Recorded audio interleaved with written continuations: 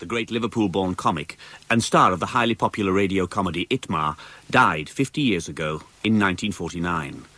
This evening's play, Blitzmar, by David Pownall, takes place during the latter part of the Second World War, when ITMA kept the whole nation laughing, and stars Sam Kelly as Joseph Goebbels, the Nazi Minister of Propaganda, Stella Gonet as his wife Magda, and Gerard Murphy as Adolf Hitler.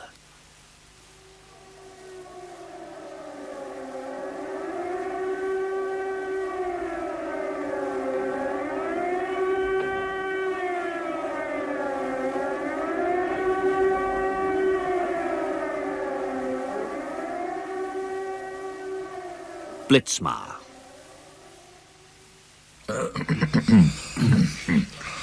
What are we going to do? Any bright idea, Herman? Heinrich? Joseph?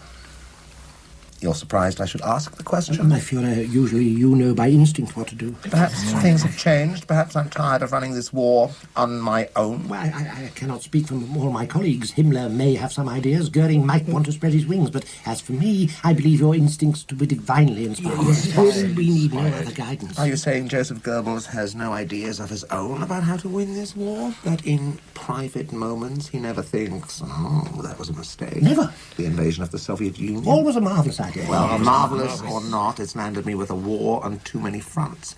Britain should have been conquered before we invaded the Soviet Union. My Führer. Goering believed a nation could be bombed into submission. He's been proved wrong, I said to myself at the time. Britain is still holding out. I can't afford an invasion force. It would weaken the Eastern Front too much. Therefore, I want you to put on your thinking caps and come up with some ideas on how we can get Britain out of the war. Yes, my Führer. Ladies and gentlemen, it's unavoidable, it's inescapable, it's Thursday, it's that man again. It's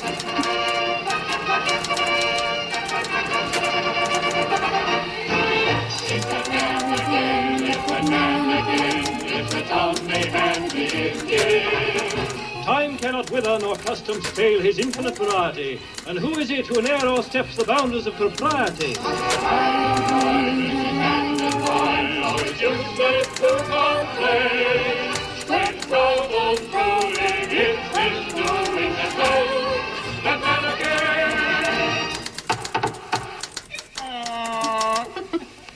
Pray silence for that grandiloquent gas bag, that imponderable impresario, the right Grand Specular, Tommy Handley. Hello, folks. Have you seen the new birthday honours? My friend the Colonel got the double X with bar, and I got the LMS third class with the refreshment room. Well, I'm sorry I've had to refuse so many of your applications to stay at my hotel, but at present accommodation is absolutely cut to the cubicle. My utility beds are a great success. No one can sleep in them, so they get up early and I let the room to somebody else. I save laundry, too, by using paper sheets. You read while you sleep while you turn. And they're very handy if you have to tear out of bed quickly. Well, I'll consult my floor. Turn that off. I'm sorry, Prime Minister, I didn't hear you come back. The war is not stopped for Mr. Tommy Handley.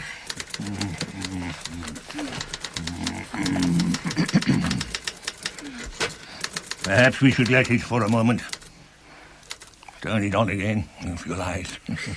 When I miss it, I've got nothing to talk about to my friends for the rest of the week.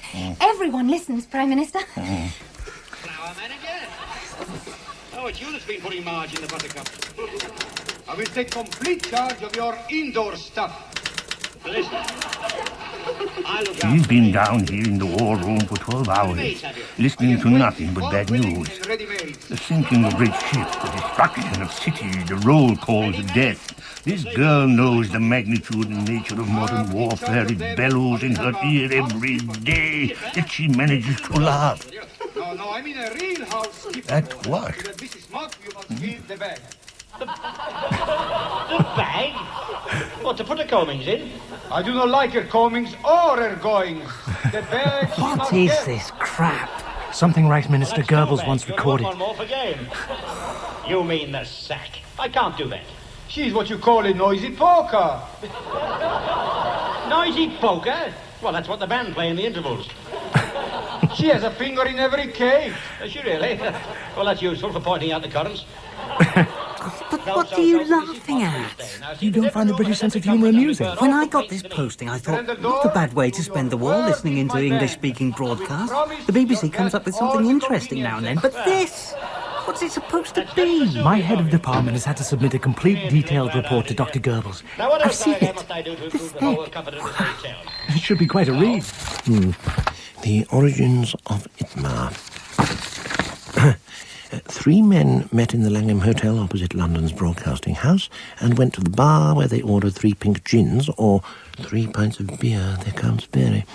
They were Francis Worsley, producer, Ted Kavanagh, scriptwriter, and Tommy Handley, a Liverpool comic. There, among a crowd of clergymen relaxing during a conference break, these 3 generated the germ of a comedy show which would satirise strength through joy, the slogan of our National Socialist German Labour Front. The idea was to provide a platform for Tommy Handley to send out ridiculous programmes of his own concoction. Now come with me, Clarence, and you'll see who's right, see? Now this way to the cocktail bar, see? So you have the secrets to Seltzer. Seltzer. A little splash is very refreshing in a large whiskey. 2 whiskies, please. Well, I'll walk through the west wall. Well, the Colonel's cornered my favourite spy. I hope he remembers about careless cock. So, Colonel Chinstrap, you were in the army, hein? Wine. I'd love to crack a bottle. Himmel, this man has a thirst. Yes, also good. Heil Hitler. License Vittel. They're making fun of us. May I join you, gentlemen? Ah, the good Handley. Hoch. My favourite tipple. Lovely stuff, this. To the right. I must hike. My bike. It's no wonder they're losing the war. You know, it's very simple. Boss, there's a lady outside with the baby. Catchphrases, sound What's that got to effects, do with me? comical characters with crazy names, cartoon for the ear. Knows me. All right, send it in.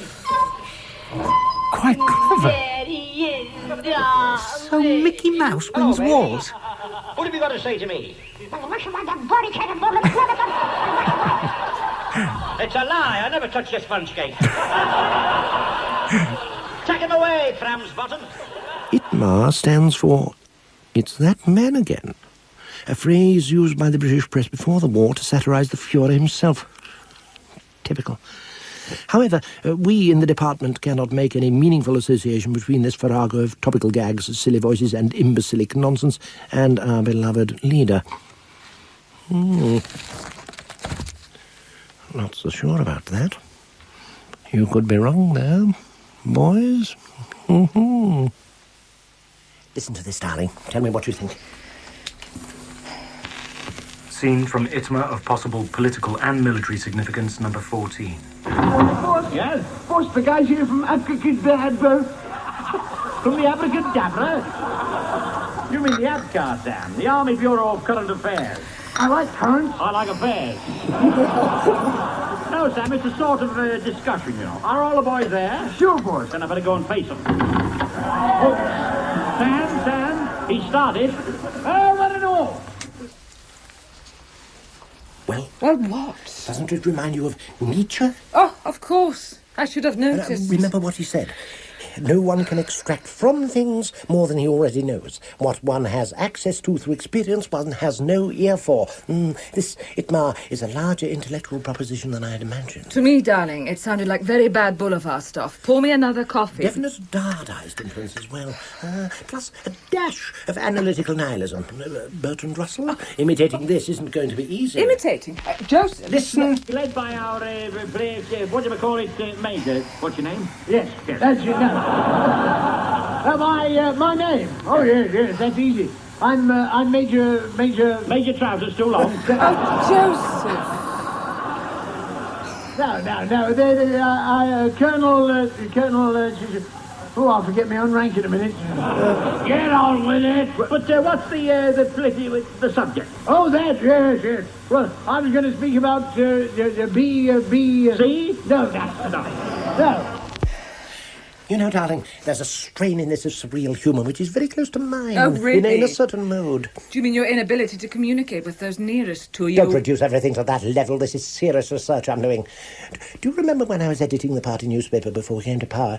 I often employed touches of humour, not unlike this ITMA. You remember my department of the innocent passer-by? People still remind me how funny that was. Every time the SA and the SS got involved with some large-scale head massaging, the Berlin police went on and on about innocent passers-by. My comic invention shut them up. They couldn't use that argument. What I have to do is to get my mind back into that surreal groove.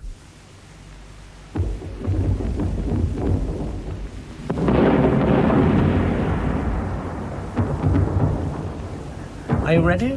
Yes, Reich Minister. The British, as I have said before, will only be defeated if they can be talked into it. You dropped your pencil, Helga. Sorry, Reich Minister. Where was I? The British were being talked into it. Hold steady now. I am steady, Reich Minister. We are up against a wizard in the field of propaganda in the person of Winston Churchill. We have not established dominance on the wavelength of British humour, which is not so much a minefield... Sorry, Reich Minister. Which is not so much a minefield as a weird morass over which I am carefully picking my way. My research has revealed that since England was at her lowest ebb in this war a year ago, public confidence and morale has depended upon one man. Where was I? Public confidence and morale has depended upon one man. Yes, one man. Tommy Handley. Oh. You made a mistake? I'd already written Winston Churchill. You see what happens when you think you can read my mind. Who is Tommy Handley, may I ask?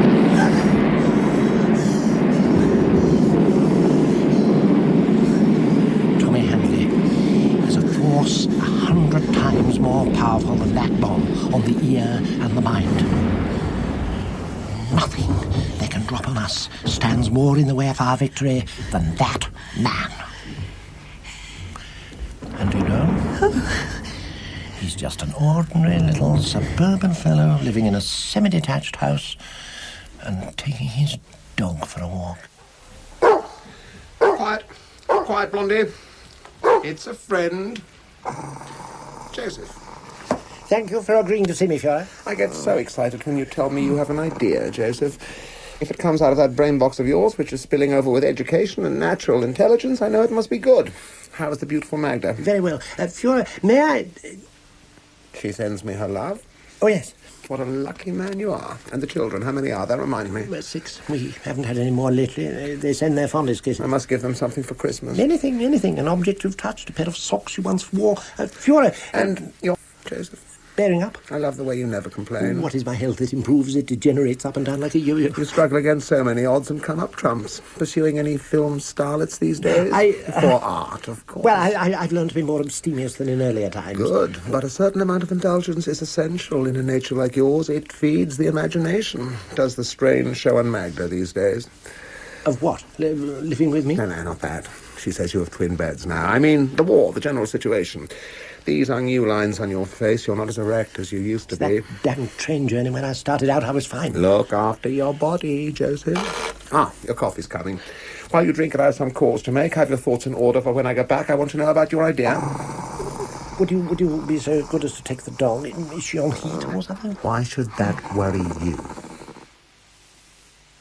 I believe, Fiora, this comedy show is holding the British Empire together. Can I do your nose? Well, if it isn't Figurehead Fanny, the winch with the Plymouth hose. I haven't been called that for years, sir. I bet you've been over a few decks in your time. Oh, yes, sir. I came home in convoy last night. I saw you. Followed by a flotilla of V-boats. What? Any luck? Oh, yes, sir. It was a successful engagement. Oh, you reached port safely? Yes, sir. And stout as well. Well, I must introduce you to the Colonel. He drinks like a tin fish. I've met him, sir. Really? Saucy old rascal. Trying to come the old soldier with me. But don't tell me you wanted to blanco your bonnet. Blanco your bonnet? It is the key to the hearts of the British people. And you say it's about me? Of course. That is why it is so successful. Through ITMA, the BBC has found a way of siphoning off power from your charisma. Do I appear in the show as a character? No. It doesn't work like that. ITMA is the world you, the Führer, have created. The new awareness of great issues. The origin of ITMA can be found in the purifying zeal of National Socialism in the years before the war. Because it is not in their nature to grasp any political nettle, the British need to make ideas into cartoons they can laugh at, while underneath they are taking it very much to heart. A cartoon that is a mirror of their own weakness? And your strength. Führer, now all they need is for someone to turn the comic mirror towards the true light. If I can create such a show using their techniques and beam it into Britain at the same time as ITMA goes out, I believe Tommy Handley's mask will fall away and he will be revealed not as the mayor of Foaming at the Mouth, but as yourself, my Führer. Foaming at the Mouth? Foaming at the Mouth is an English seaside resort. It's Handley's territory, his folk. The anti-Reich, full of American gangsters, Middle Eastern pornographers, drunken militarists, vulgar, lewd females. The opposite of what you have brought into being as Greater Germany. Ah, I see. That's very clever. Our show will turn that image over to reveal the other side, the true side, and yet we shall still keep them laughing. You've obviously done a lot of work on this, Joseph, and you mustn't think I don't appreciate it. But shouldn't we just liquidate this man Handley and sort the problem out that way? Führer, once again I'm left open-mouthed by your greatness and wonderful simplicity.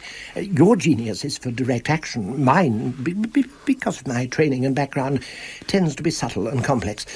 However, in this case, we would only be cutting off one of the Hydra's heads. This man, Handley, is from Liverpool, where all the British comedians come from, and Churchill has 100 replacements from that city queuing up to take his place. Then we'll do it your way, Joseph. Yes?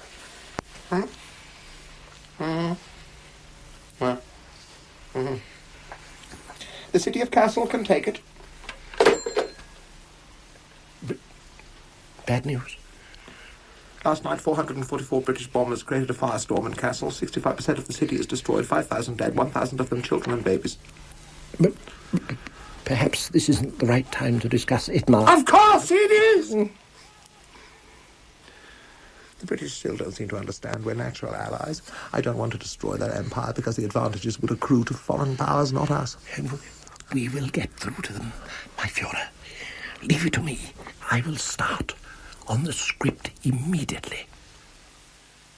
Do you know, before I got there, I was nervous. You see, Magda, it's not a conventional approach I'm making, and I don't like looking a fool, but he was as wonderful as ever, cut straight through to the heart of what I was saying. And he likes the idea? He's crazy about it. Once he's poured that fabulous energy of his into a scheme, it just takes off. Did he ask after me? I think he mentioned you once in passing. How odd, he rings me every day. Your problem, my darling, is you think everyone's in love with you. I don't care about everyone, just one or two. Who's that? Joseph? Oh, my Führer. How's the script coming along? The more I think about it, the more I like it. I'm throwing some ideas around. What's the storyline of the first episode going to be? I haven't decided yet. Have you got your pencil handy? Yes, my Führer. Pencil! We Germans draw our strength and inspiration from the natural forces and frictions alive in the blood, in the urge to compete, for combat, the lust for action. Are you getting all this down? Yes, my Führer. The craving for creative conflict, such as an artist like myself feels all the time, and all the attendant feelings, hate, envy, vengeance, the rage in the blood. Give me a moment. This is magnificent, superb, but we have to keep an eye on the humour. Oh, yes. That is man in the raw, in touch with the naked feelings of his origins, the true pulse of heathendom, with Woden, the ancient huntsman, as the paragon of our passion. Did you get that? Absolutely, but ITMA is a comedy show. Then along comes Christianity and smears a pallid, pastel-shaded tallow over all that wonderful atavistic energy, blinding us to ourselves, and we're led meekly by the nose to the grave via the altar. As ever, my Führer, I am in awe. You can have a priest in the show and make fun of him. He can be a pederast. The English will like that. Episode 2 can be about the fact that Christianity is a Jewish religion and part of the conspiracy. I would like to investigate all the possibilities in what you have given me, which is no less than a revelation. I would never have been able to come up with something like that. Do you agree with me, you old Catholic? Can you understand what I'm getting at? Oh, yes. You say that with no guilt or conscience, no feeling you've betrayed your religious roots, no need to go to confession? You are my conscience, Führer. And may I come out to the Wolf's Lair to discuss this? I've had to leave the Wolf's Lair because of the Russians. Now I'm in the Eagle's Eyrie. Is Magda around? She is standing right here. Let me speak to her. Magda, he wants to speak to you. My Führer? Oh, Magda. You must encourage him. It's a long shot, I know, but strictly between ourselves. Things are getting very bad. I understand. His enthusiasm, his devotion and loyalty will be needed. Come down and stay for a few days. Soon, we can gossip about him. Tell him to shock the British out of their smugness. Big thoughts only. Yes, my Führer. Goodbye. Goodbye.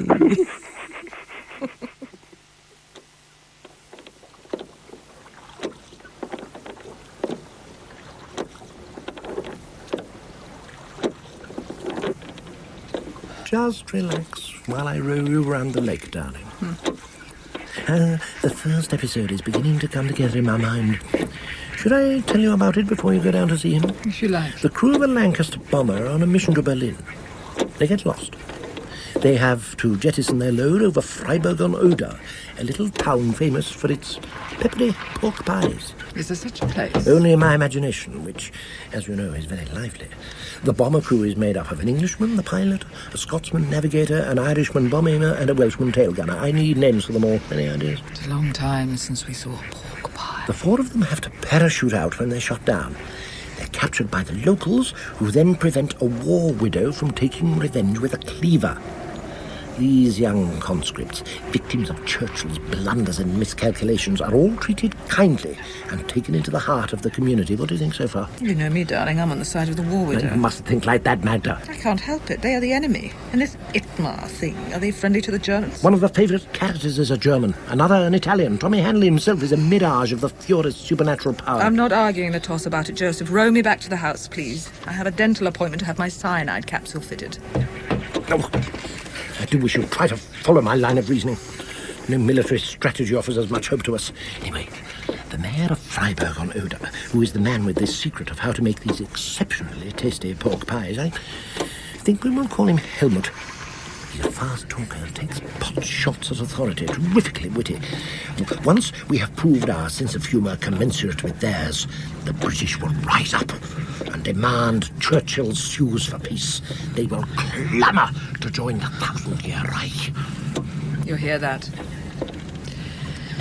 That is the RAF on their way to unload 10,000 tons of brotherly love on Berlin. And you think your pathetic little radio show is going to stop the slaughter? The men in those planes are human beings, members of a superior race who are in the clutches of Slavs and Jews and a dirty form of genius called Winston Churchill. But through my radio show, we will talk them down and into my way of thinking. Sounds like laughter in Valhalla. All the Germanic tribes having a party. Just get me to my dentist.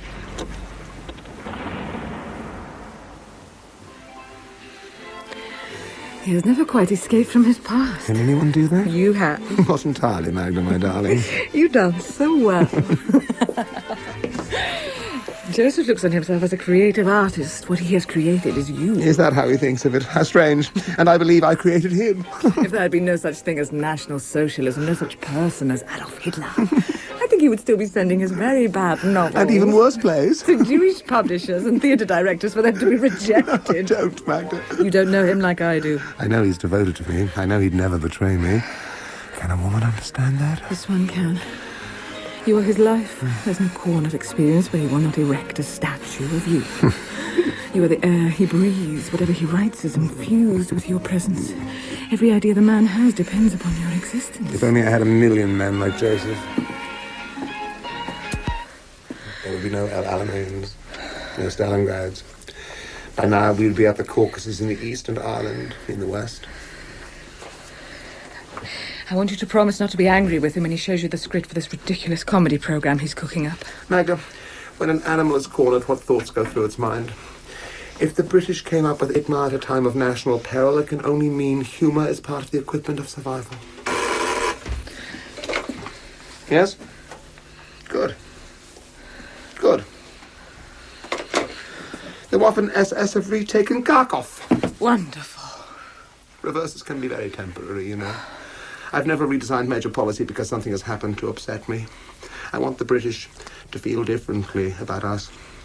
I want them to get the RAF out of the sky. I want them to stay at home and resume their dull, oafish, phlegmatic lives. And when they think of me, I want a twinkle in their minds. Oh, you do still hate them, thank God. Slowly we are strangling Britain. One day she'll lie croaking on the ground.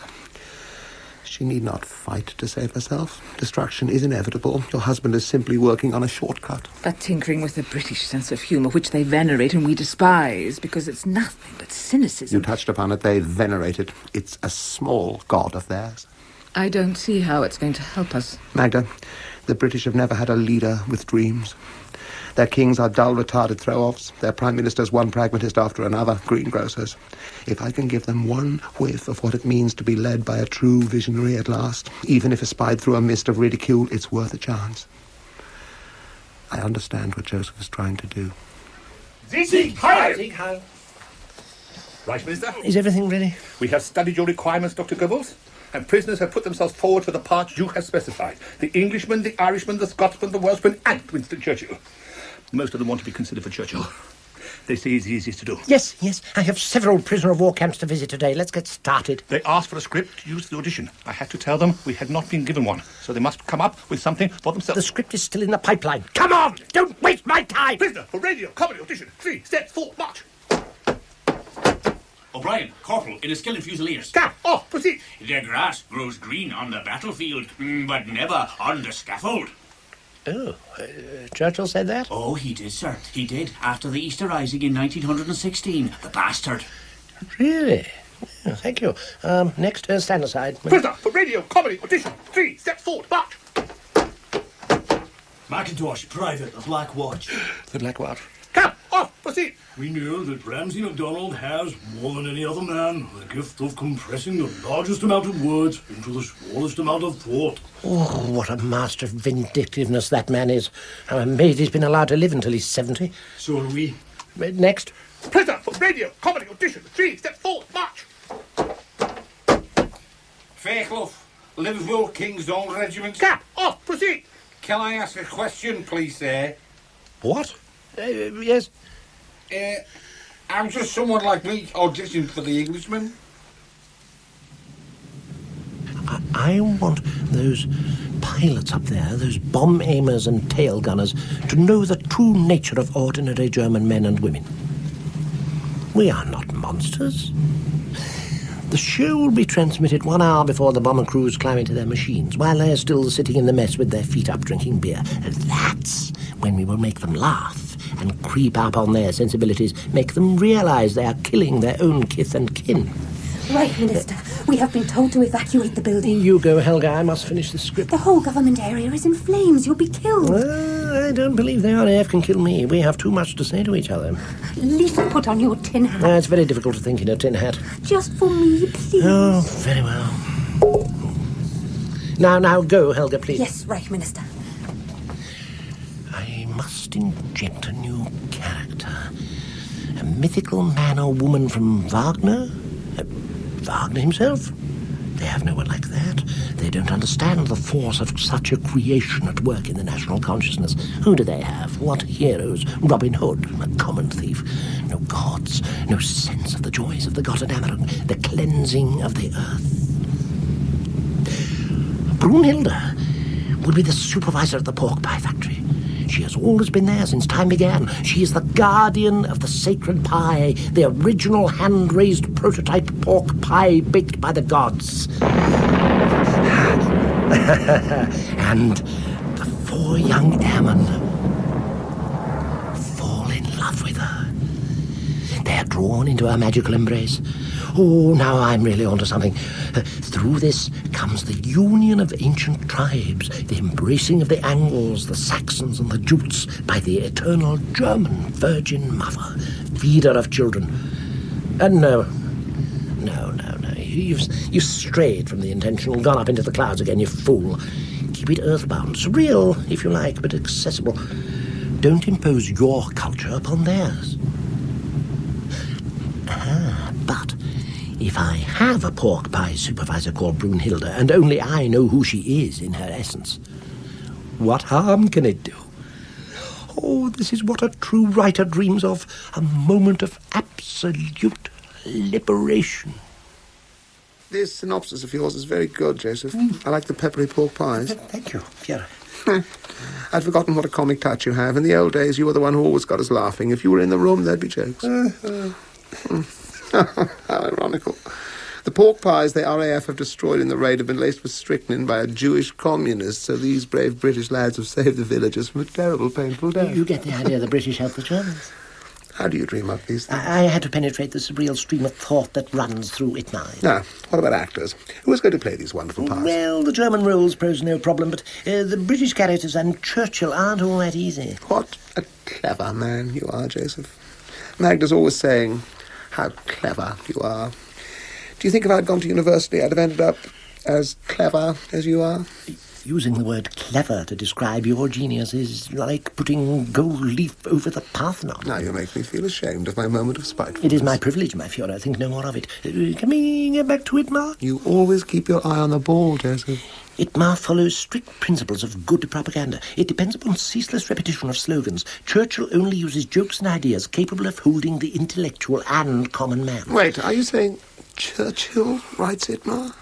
That man can switch from "we'll fight them on the beach" to the latest events in foaming at the mouth at the drop of a hat.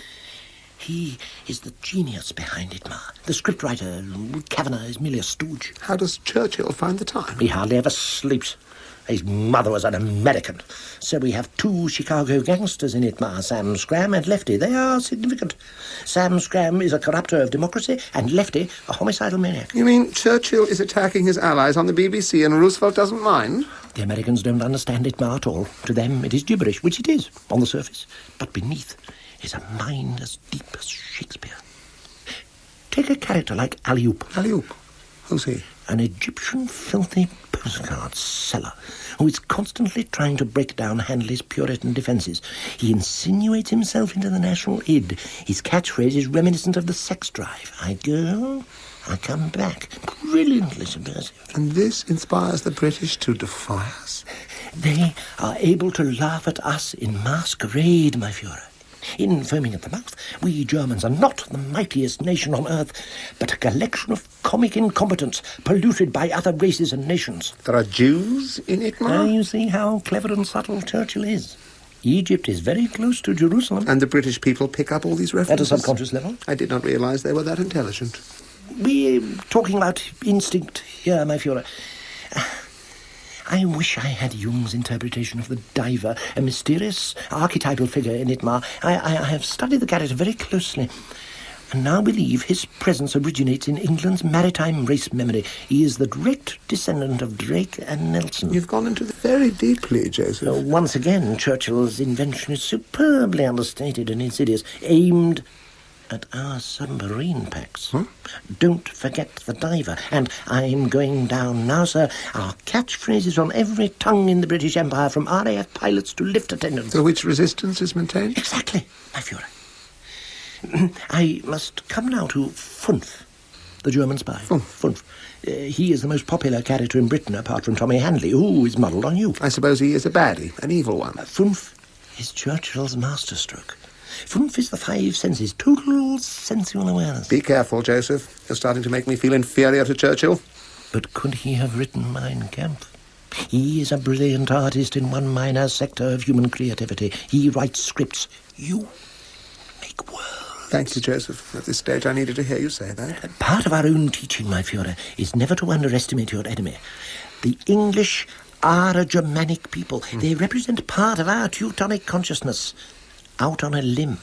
But the connections are still there, a profound racial interaction in the spiritual sphere. And before I go, I'd like to read you something Funf said in the last episode of ITMA. You must imagine him on the telephone. On the telephone. And in a very serious frame of mind. Serious frame of mind. He then says, "All I have said back I will take. All I have done, I will undo. Your buddy I want to be.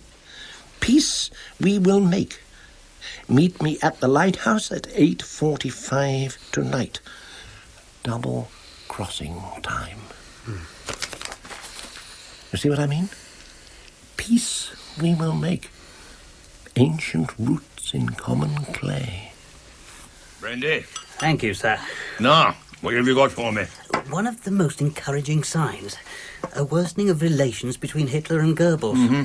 He really seems to be out in the cold at the moment. Probably because his anti-Soviet activities haven't been coming up with the goods.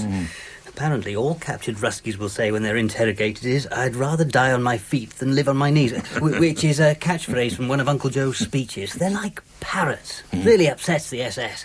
Hitler's furious with Goebbels for not coming up with any ideas which will penetrate the Slav mentality. Well, I sympathise with Goebbels there. Poor chap, he must get dizzy, shuttling from the Russian mind to the German mind. We've also picked up a rumour about a secret weapon Goebbels is working on. A secret weapon? That's not his area.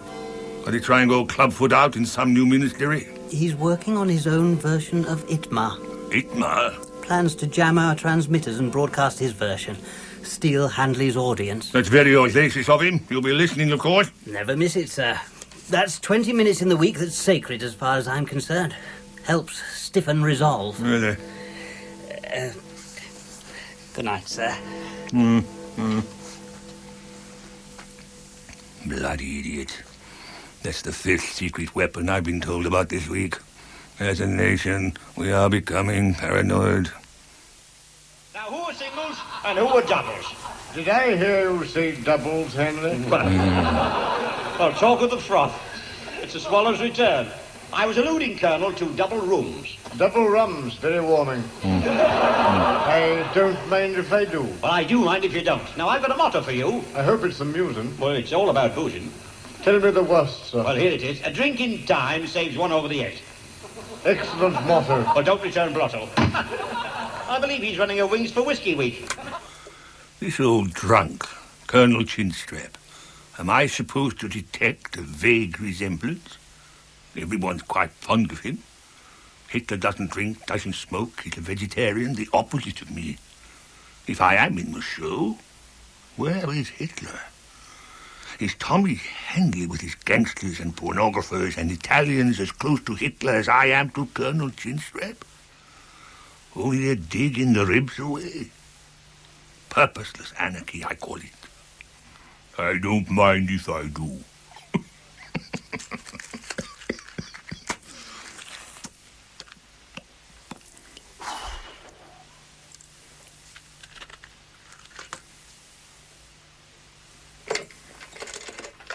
Get me brief at the BBC.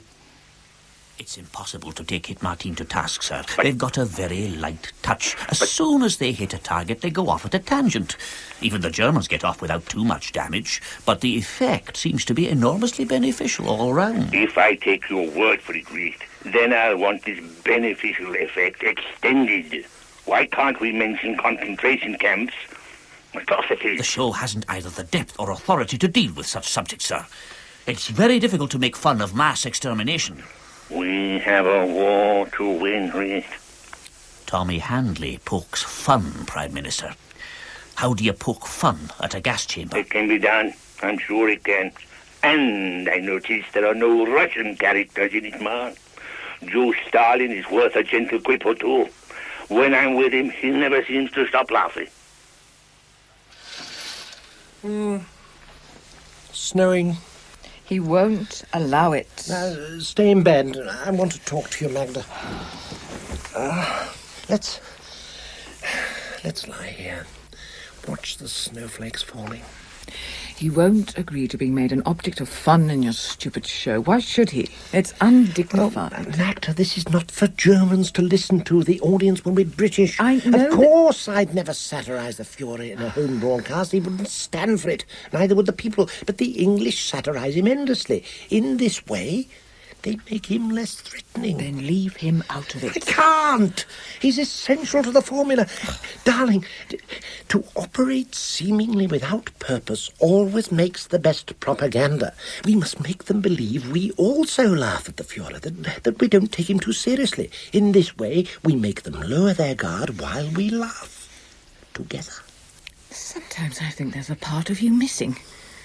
Can that great man suffer the losses and reversals of these days with us laughing behind his back? No, it's too cruel. No one worships him more than I do, but this is our last chance.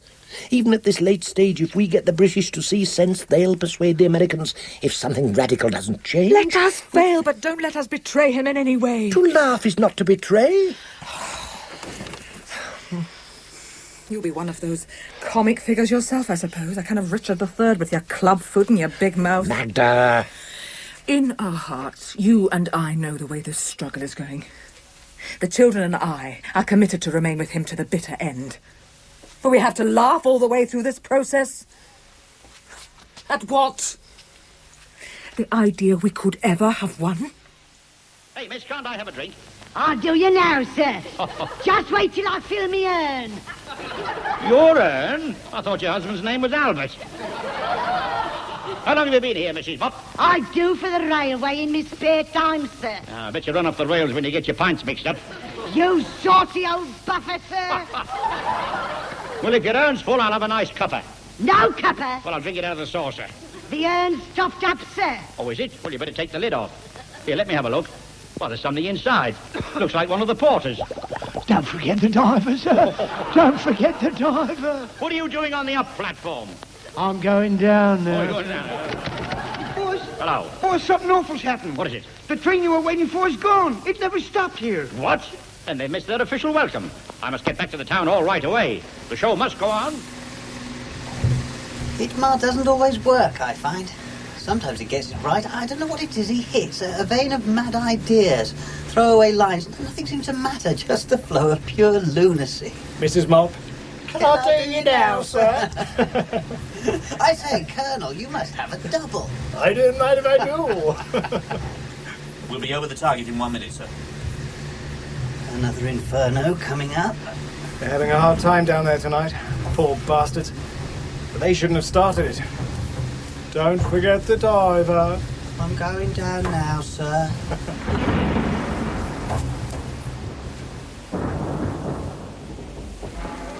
Is that man? Oh, Joseph! Do you have to keep playing that? We must have a jingle of our own. Yes, we must have a jingle. I've been composing an alternative. Listen. It's that man again, it's that man again, it's that man again, it's that man again, it's Mr. Schickelgruber, it's that man again, it's that man again, man again, Mrs. Schickelgruber's boy. Use Wagner, the Führer will be horrified. It's difficult to get away from the ring cycle, it keeps coming back. That's the idea of a cycle. I know how ITMA is going to work. The British have always been very good at listening to the programmes we transmit to them. The British laugh if their arses are on fire, Joseph. It's a trait of theirs. We are a tragic nation. Your inner mind is still dominated by those minor late romantics you wasted years studying at university. No. A minor late German romantic cannot write comedies. Magda, don't be so discouraging. Turn your mind to the crisis we are entering. Strengthen yourself with tragic understanding. After the fall of France, all our generals had to admit it was my propaganda, my radio stations working overtime, which had broken the spirit of the French. In 1940, the panzers rolled in behind my broadcasts. I can do the same with the British, but in a different way. That was when you knew what the war was about. When we were going forward. You know why the British can laugh? Because of the Channel. If it was dry land, you and I would have a nice flat in Buckingham Palace. Right now. It will work. The show will work.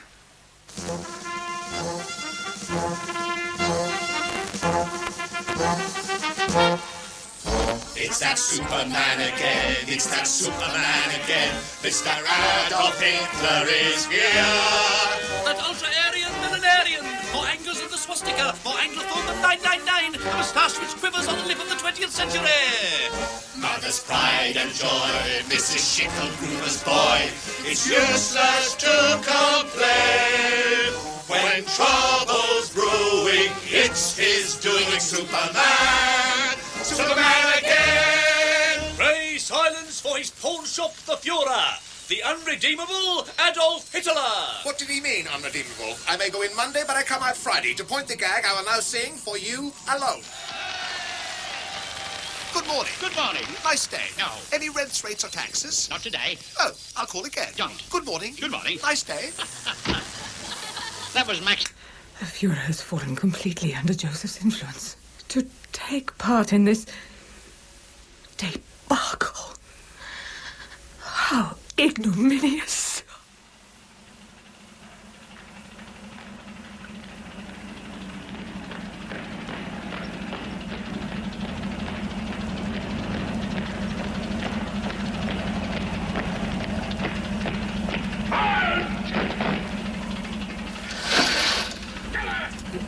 Magda, darling. Yes. Any idea why so many SS should arrive outside the house?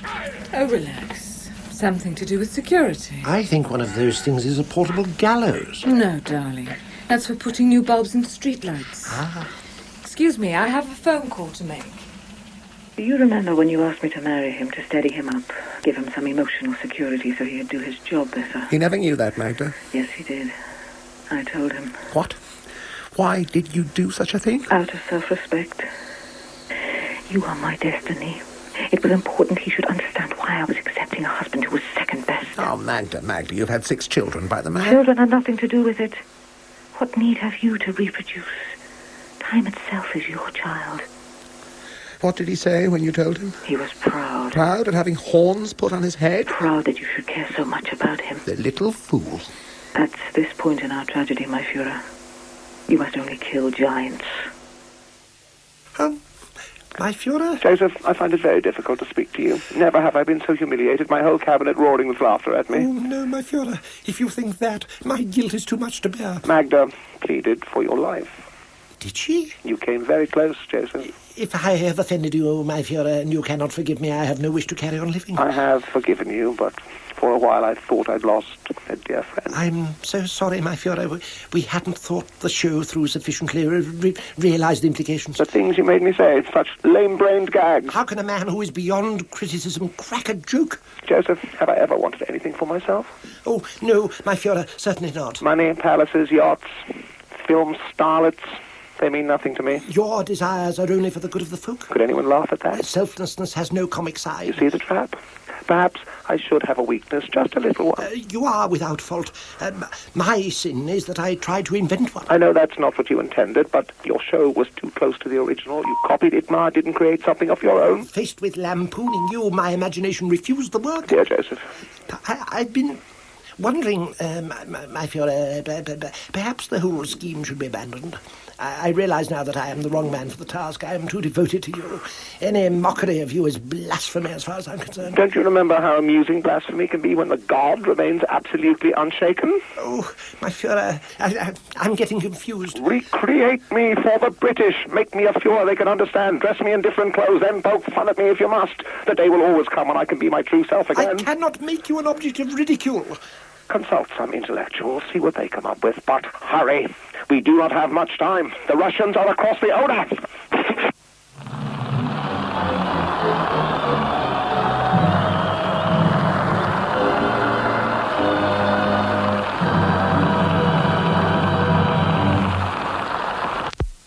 Gentlemen to business. You have just heard an episode of ITMA. I want a detailed breakdown and analysis by you, our panel of experts from 3 of our senior universities. Right, mister, may I ask a question? Certainly. You mentioned findings. What are we looking for? Good question, Professor. The answer will emerge naturally. Ah, I see. Why do the British laugh at ITMA? Do we know if there's actually a British Army Bureau of Current Affairs, like the one satirised in the programme we've just heard? There is. And an Office of Twerps? In reality, no. In theory, yes. Astonishing. How can they expect to win a war if they're putting out stuff like that? From the information we have, British morale is balanced precariously on this one Radio program. It's strange. None of us laughed. Why was that? It would have been easy if we had. Then we'd have something to work on. Quite. The laughter we heard cannot be trusted, of course. It could have been added later. Correct, Professor. The BBC is quite sophisticated in its way. They can create responses, but that's not what interests me. Well, to prepare myself, I listened to some more of these ITMA shows. The first thing that strikes me is that they are all based on class differences, tricks of language, and the incompetence of the authorities. You have been listening to the BBC, Professor. You know that's forbidden. Under the circumstances, I thought... How did you listen? Our receivers are all governed by cable. BBC broadcasts are also blocked. A friend in your ministry helped me. I'm very keen on this area. It's fascinating. The British seem to encourage each other to fight by emphasising how absurd the whole business is. In 20 minutes, a licence is exercised for this Tommy Handley to take potshots, but not at major, nationally known figures. Only middle rank, the unidentified bureaucrats, the departments of marginal usefulness. His targeting is very precise. None of his characters do any actual harm. It is a neutered, hazy world he creates which is outside the great events of the day, like the minds of most people. So the show itself is nothing, and the effect is everything. Isn't it time to question the effect? Does it really keep up their morale? You are doubting my judgment. I suggest that even if ITMA did not exist, the British would still have a weakness for this brand of infantile, squirming, tricksy, surreal, but friendly protest. But where does it get them? Name me a war they have lost in a way we are losing this one. Name me one war. They have only lost one, to William the Conqueror, at a time when they were not British at all, but good Anglo-Saxons. My God. What a conclusion. You're saying they were most vulnerable when they were most Germanic? You're articulating a heresy. I suppose I am. I'm sorry. I shouldn't have said that. The strain that we are under, Herr Doctor... Dry your tears, man. I agree with you. The German people are not as hardy as the British. I have said so often. We are a sensitive, serious, deep-minded people, conscious of destiny, not frivolity. Keep your spirits up. With my country in ruins, my family wrecked, my home destroyed, my living blown to pieces, the exhortation to keep my spirits up makes me ask why? Why, Herr Doctor, and how? By trusting the Führer.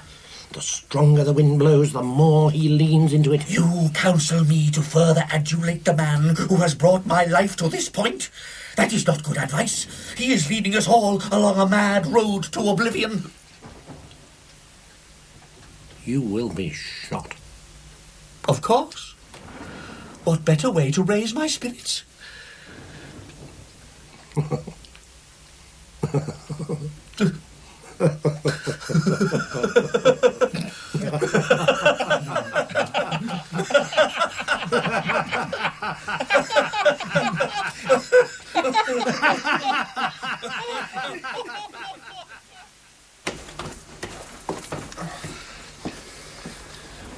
In these last hours, of all the thoughts whirling round my mind, all I can think of is ITMA. Don't despair, my Führer. In your defeat, Joseph, is mine. When I am dead, this war will stop, because it is my fight against the world, and the world will have lost. But your failure has taught me a lesson. Oh, my Führer. You did not betray me or bamboozle me like the German people. You gave me everything, including your weakness. We needed to cover the whole spectrum. The paler colours, not only the purples and the reds, the yellows and off-whites of humour.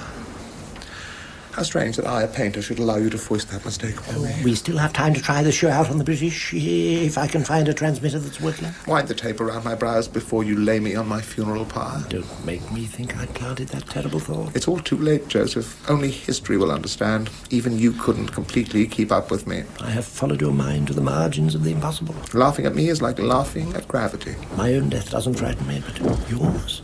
The world might just as well extinguish itself and leave me in darkness. If one aims at great things, one must expect great suffering.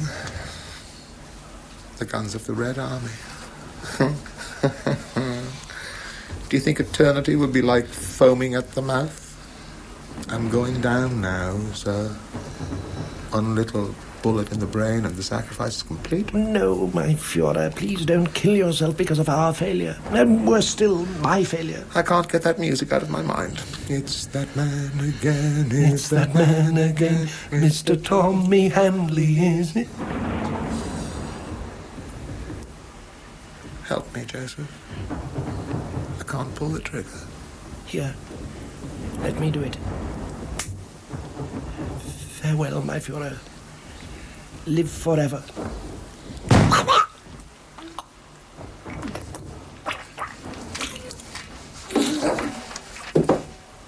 Oh, Joseph, you shouldn't have done that. Hogbound Films Incorporated present an all-coughing, all-sneezing, all-sputtering epic photographed in glorious khaki color entitled Tom Marches On.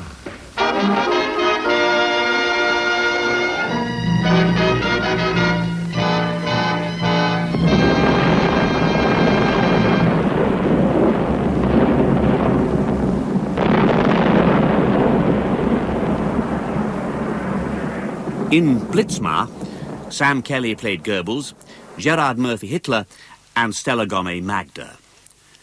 Churchill and the Commandant, John Forgeham, Eric and the Pilot, Tom Bevan, Hans and the Navigator, David Jarvis, Wreath and the Berlin Professor, Keith Drinkel, and the Secretary, Carolyn Backhouse. You also heard various extracts from ITMA, written by Ted Kavanagh, produced by Francis Worsley, and starring Tommy Handley, Jack Train, Sidney Keith, Horace Percival, Dino Galvani, Clarence Wright, Dorothy Summers, Kay Cavendish, Paula Green, and Fred Yule.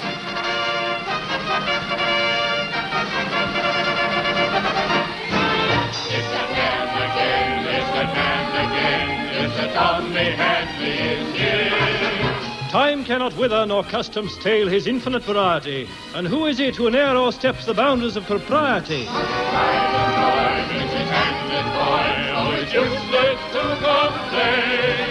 When trouble's brewing, it's his doing. That man again. Blitzmar, which was a peer production for BBC Radio 4, was written by David Pownall and directed by Martin Jenkins.